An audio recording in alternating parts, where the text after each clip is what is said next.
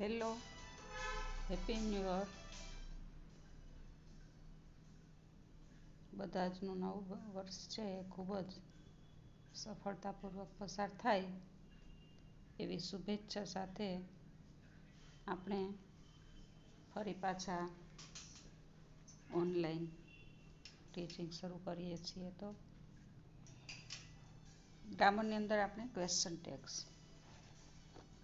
Tax છે એ મિત્રો ખૂબ જ અગત્યનો ટોપિક છે. ઇંગ્લિશની અંદર તમને કોમ્પિટિટિવ એક્ઝામમાં પણ પૂછાય છે અને અત્યારે પણ MCQsમાં પૂછાય છે. એડ ક્વેશ્ચન ટેક્સ એવું. ક્વેશ્ચન ટેગ એટલે અનુપ્રશ્ન, જેને આપણે ગુજરાતીમાં કહીએ અનુપ્રશ્ન. હવે ક્વેશ્ચન ટેગ શું છે? What are question tags? Question tags are not a complete question itself. પૂરેપૂરો પ્રશ્ન નથી, એની સાથે ટેગ લગાડવામાં આવે છે. ટેગ એટલે અનુપ્રશ્ન, એટલે ટૂંકો પ્રશ્ન, જેવા કે ડોન્ટ, ઇઝન્ટ વગેરે. આગળ આપણે જોઈએ તો these are form of question attach with statement. એક સ્ટેટમેન્ટ આપવામાં આપેલું હોય તમને અને તમારે એની સાથે એટેચ કરવાનું હોય. એટેચ એટલે જોડવાનું હોય. એક્ઝામ્પલ અહીં આપ્યું છે, we are reading. We are reading એટલે એક સ્ટેટમેન્ટ છે અને છેલ્લે આરન્ટ વી. આ શું છે? તો કે ક્વેશ્ચન ટેગ છે. વધારે તમને ગુજરાતીમાં હું આગળ કરાવીશ. હવે ક્વેશ્ચન ટેગ્સ છે એના બે પ્રકાર છે, ટુ ટાઈપ્સ. કેવા? તો કે પોઝિટિવ ક્વેશ્ચન ટેગ અને નેગેટિવ હકારાત્મક ક્વેશ્ચન ટેગ અને નકારાત્મક ક્વેશ્ચન. હવે હકારાત્મક ક્વેશ્ચન ટેગ ક્યારે વપરાય અને નકારાત્મક ક્વેશ્ચન? તો જો સ્ટેટમેન્ટ છે એ નકારાત્મક હોય તો ક્વેશ્ચન ટેગ હકારાત્મક આવે, અને સ્ટેટમેન્ટ છે એ નકારાત્મક હોય તો ક્વેશ્ચન ટેગ કેવો આવે? હકારાત્મક આવે. હવે પોઝિટિવ ક્વેશ્ચન ટેગ હકારાત્મક. એમાં શું હોય છે કે if question tag is attach to negative statement, it is said to be positive question tag. જો નેગેટિવ ક્વેશ્ચન ટેગની સાથે તમે એટેચ કરો પોઝિટિવ ક્વેશ્ચન ટેગ. જો એક્ઝામ્પલ અહીંયા આપેલું છે, હી ઇઝ નોટ લર્નિંગ. હવે સેન્ટેન્સ કેવું છે? સ્ટેટમેન્ટ કેવું છે? તો કે આ નેગેટિવ સ્ટેટમેન્ટ છે, તો ક્વેશ્ચન ટેગ કેવો આવશે? પોઝિટિવ આવશે. Is he. વાક્યને અથવા તો સ્ટેટમેન્ટને વધારે દ્રઢ બનાવવા માટે જે પ્રશ્ન પૂછવામાં આવે એને ક્વેશ્ચન ટેગ કહેવાય. એટલે કે હી ઇઝ નોટ લર્નિંગ, તે શીખતો નથી. પછી એને વધારે ભારપૂર્વક દર્શાવવા માટે ઇઝ હી, એ શીખે છે. આપણે બોલતા હોઈએ છીએ પણ આપણને ઘણીવાર ખ્યાલ હોતો નથી કે ક્વેશ્ચન ટેગ શું છે.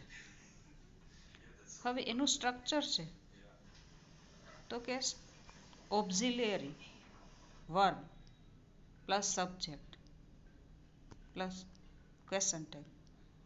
ઓક્ઝિલિયરી વર્બ કોને કહેવાય મિત્રો? તો કે સહાયકારક ક્રિયાપદ.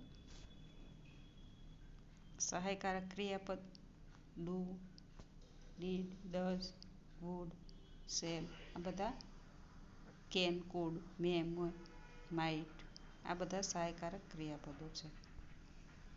તો નેગેટિવ ક્વેશ્ચન ટેગ, આપણે પોઝિટિવ જોયું, હવે નેગેટિવ કે tags they're said to be negative if it attach to the positive. Negative question tag કોને કહેવાય? કે જે જો એને પોઝિટિવ સ્ટેટમેન્ટ સાથે જોઈન્ટ કરવામાં આવે, એટેચ કરવામાં આવે તો એને નેગેટિવ ક્વેશ્ચન કહેવાય. Example, we are working, aren't V.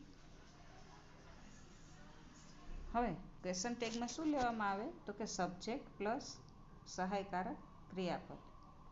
Subject શું છે તો કે વી છે અને આર છે શું છે ક્રિયાપદ છે, એનું શોર્ટ ફોર્મ લેવામાં આવે. હવે વી આર વર્કિંગ સ્ટેટમેન્ટ કેવું છે તો કે પોઝિટિવ છે. ક્વેશ્ચન ટેગ શું આવશે તો કે નકારાત્મક આવશે. આરન્ટ વી અમે કામ કરીએ છીએ, નથી કરતા અમે, એવો જ વધારે દ્રઢ કરવા તો કે હા કરીએ છીએ. બરાબર છે. હવે એના સ્ટ્રક્ચર છે ઓક્ઝિલરી વર્બ. એટલે જો અહીંયા આરન્ટ આર છે એ શું છે તો કે ઓક્ઝિલરી વર્બ છે, સહાયકારક ક્રિયાપદ છે. પછી નોટ, પેલામાં નોટ નહોતું આવતું. અને સબ્જેક્ટ શું છે તો કે વી, કરતા જેને કહીએ આપણે એ. હવે ડુનું ડોન્ટ કરીએ, ડઝ નોટનું ડઝન્ટ કરીએ, ઇઝ નોટનું ઇઝન્ટ. ક્વેશ્ચન ટેગ જ્યારે બનાવીએ ત્યારે શુડ નોટ હોય તો શુડન્ટ કહીએ, પછી ડેર નોટ હોય તો ડેરન્ટ કહીએ. હવે I am not is not written as. I am not, am નોટનું એમન્ટ કહી શકાય, but it is written am ન કહી શકીએ તો આરન્ટ કહી શકીએ. બરાબર છે. આઈ એમ નોટનું આપણે લખાઈશું તો કે એમન્ટ લખાય, પણ એના બદલે એ લખો તો ખોટું પડે, એના બદલે આરન્ટ આઈ એવું લખવું પડે, જે આપણે જોઈ ગયા. હવે question tag never starts with capital letter. હવે મિત્રો યાદ રાખવાનું કે ઘણીવાર આપણે બહુ જ ઉત્સાહમાં લખવા માંડીએ તો એક સ્ટેટમેન્ટ પૂરું થાય. ક્વેશ્ચન ટેગ કેવી રીતે લગાડીએ? ધારો કે સ્ટેટમેન્ટ અહીંયા છે, બરાબર છે, તો કે કવિતા હેઝ નોટ ઇટન, અહીંયા પૂરું થયું, બરાબર. પછી કોમા આવી ગયો, કવિતા હેઝ નોટ ઇટન. એમાં એવું કીધું છે કે ક્વેશ્ચન ટેગ આર નોટ, શું કીધું છે કે question tag are not starts with capital letter. Question tag કદી પણ કેપિટલ લેટરથી શરૂ કરવો જોઈએ નહીં. જો કવિતા હેઝ નોટ ઇટન એવું સ્ટેટમેન્ટ તમને આપ્યું છે અને પછી કીધું છે કે એડ ક્વેશ્ચન ટેગ, તો આપણે સબ્જેક્ટ, આપણે પહેલાં શું લીધું, વાક્ય પહેલાં જોવાનું કે કેવું છે, કે હકારાત્મક છે કે નકારાત્મક છે. તો વાક્ય છે એ નોટ આપેલું છે, બરાબર છે, એટલે વાક્ય નેગેટિવ છે. તો ક્વેશ્ચન ટેગ કેવો આવશે? પોઝિટિવ આવશે. હવે ક્વેશ્ચન ટેગ બનાવવા માટે પહેલાં ઓક્ઝિલરી વર્બ એટલે સહાયકારક ક્રિયાપદ, એટલે માટે હેઝ. અને કવિતાના બદલે હંમેશા શું, કવિતાનું પ્રોનાઉન વપરાય હેઝ સી. જ્યારે ક્વેશ્ચન ટેગમાં કર્તાનું પ્રોનાઉન જો પ્રોપર કરતા આવતા હોય તો એનું પ્રોનાઉન વાપરવું પડે. કવિતા છે એ ગર્લ છે એટલા માટે હેઝ સી એવું કીધું છે. કવિતા હેઝ નોટ ઇટન, કવિતાએ ખાધું ન હતું. હેઝ સી ખાધું હતું, એણે નહોતું ખાધું. તો મિત્રો આ બેઝિક તમને કરાવું છું. હવે a few things to keep in mind આપણે જોઈ ગયા, બરાબર. આર નોટનું આરન્ટ થાય, બરાબર, પણ કેમ લખાય? આર નોટનું આપણે આરન્ટ આ રીતે લખાય. જો આ રીતે લખશો કેપિટલમાં તો એ ખોટું પડશે, એટલે એમ લખવાનું નહીં.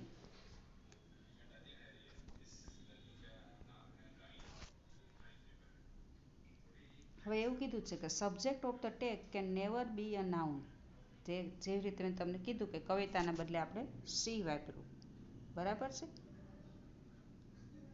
ક્યારે પણ કવિતા એ શું છે, નાઉન છે, એના બદલે ઇટ્સ ઓલવેઝ અ પ્રોનાઉન. હંમેશા શું હોય, પ્રોનાઉન એટલે સર્વનામ વપરાય.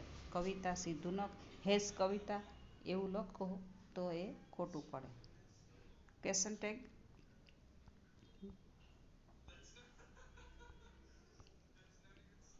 હવે જોઈએ તો in case of there are no auxiliary verb.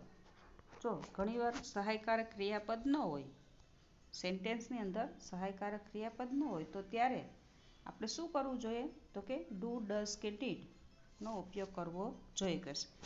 હવે વાક્ય જોઈએ કે ધે વેન્ટ ટુ ટેમ્પલ. બરાબર, આ સ્ટેટમેન્ટ આપેલું છે. They went to temple. હવે અહીંયા શું ક્રિયાપદ છે? ધ્યેય છે શું છે? કે સબ્જેક્ટ છે, કર્તા છે. અને વેન્ટ છે એ શું છે? તો કે ક્રિયાપદ છે. વેન્ટ એટલે ગયા. બરાબર છે. તો એ ઓક્ઝિલરી સહાયકારક ક્રિયાપદ નથી. તો ત્યારે શું કરવાનું આપણે? તો કે એનું ક્વેશ્ચન ટેગ તમને આપ્યું છે કે ડીડન્ટ ધે. તો આ ટેન્સ કયો છે? તો કે પાસ્ટ ટેન્સ છે, ભૂતકાળ છે. બરાબર છે. જો વર્તમાન કાળ હોય તો ડુ ધે આવે. બરાબર છે. ત્રીજો પુરુષ એકવચન હોય તો ડઝ આવે. પણ ભૂતકાળ છે એટલા માટે ડીડ. અને વાક્ય કેવું છે? હકાર છે. એટલે ક્વેશ્ચન ટેગ કેવું આવશે? નકાર આવશે. તો ક્રિયાપદ છે એ વેન્ટનું શું થઈ ગયું? ડીડ. ડીડ નોટનું ડીડન્ટ. ધ્યેયનું ધ્યેય જ રહ્યું. બરાબર છે. તો આવી રીતે તમે ક્વેશ્ચન ટેગ એડ કરી શકો જ્યારે ઓક્ઝિલરી વર્બ ન આપેલું હોય ત્યારે. હવે આમાં કીધું છે કે વર્બ ડુ 1 એ આપણે જાણીએ છીએ કે V3 આપણે ઘણીવાર કહેતા હોઈએ. આવી રીતે જ છે. બરાબર છે. Question tag is a start question at the end of the statements. Question tag are used when asking for agreement or confirmation. તમે એગ્રીમેન્ટ, સહમત થવા માટે ફરીથી તમે પ્રશ્ન પૂછો એટલા માટે પૂછવામાં આવે એને ક્વેશ્ચન ટેગ કહેવાય. આપણે જોઈ ગયા એવી રીતે પોઝિટિવ સ્ટેટમેન્ટ પ્લસ પોઝિટિવ જો હોય તો નેગેટિવ ક્વેશ્ચન ટેગ હોય. બરાબર છે. તો you are a student, aren't you? આ કેવું છે સ્ટેટમેન્ટ? તો કે પોઝિટિવ છે. તો આ છે એ ક્વેશ્ચન ટેગ કેવો છે? આર નોટનું શોર્ટ ફોર્મ છે આરન્ટ યુ. હવે અહીંયા તમને આપેલું છે કે subject pronoun comes after an auxiliary, a modal verb, a form of a verb to be. એવી રીતે નીચે આપેલું છે કે નેગેટિવ સ્ટેટમેન્ટ. નેગેટિવ સ્ટેટમેન્ટ હોય તો પોઝિટિવ ક્વેશ્ચન ટેગ આવે. Mary isn't a teacher. શું કીધું છે? કે મેરી છે એ ટીચર નથી. ક્વેશ્ચન ટેગ કેવો આવ્યો? Is she. જો મેરીના બદલે શું વાપર્યું? સી વાપરો. શું એ ટીચર છે? ના, એ નથી. બરાબર છે. આ સબ્જેક્ટ અને પ્રોનાઉન. આ સબ્જેક્ટ શું છે? સી. બરાબર છે. અને પ્રોનાઉન. તો વાક્ય નેગેટિવ હોય તો ક્વેશ્ચન ટેગ છે એ પોઝિટિવ આવે.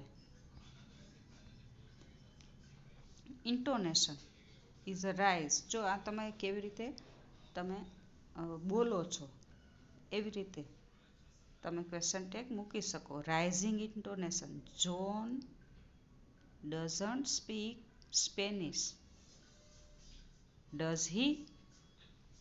જોન છે એ સ્પેનિશ બોલી શકતો નથી.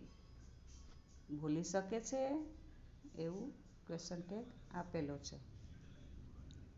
ત્યાર પછી કીધું છે કે if intonation of question tag goes up it means you are sure and you want to know the answer. જો ઇન્ટોનેશન છે એટલે તમારો અવાજ છે એ ગોઝ અપ, જો વધારે ઊંચો જાય એટલો એનો મતલબ એ થાય કે તમે એનો આન્સર જાણો છો. બરાબર છે. તો ક્વેશ્ચન ટેગ છે એટલા માટે મુકાય છે. હવે ફોલિંગ એટલે ધીમો intonation. If intonation of question tag goes down it means you are checking or confirming information that we are sure of.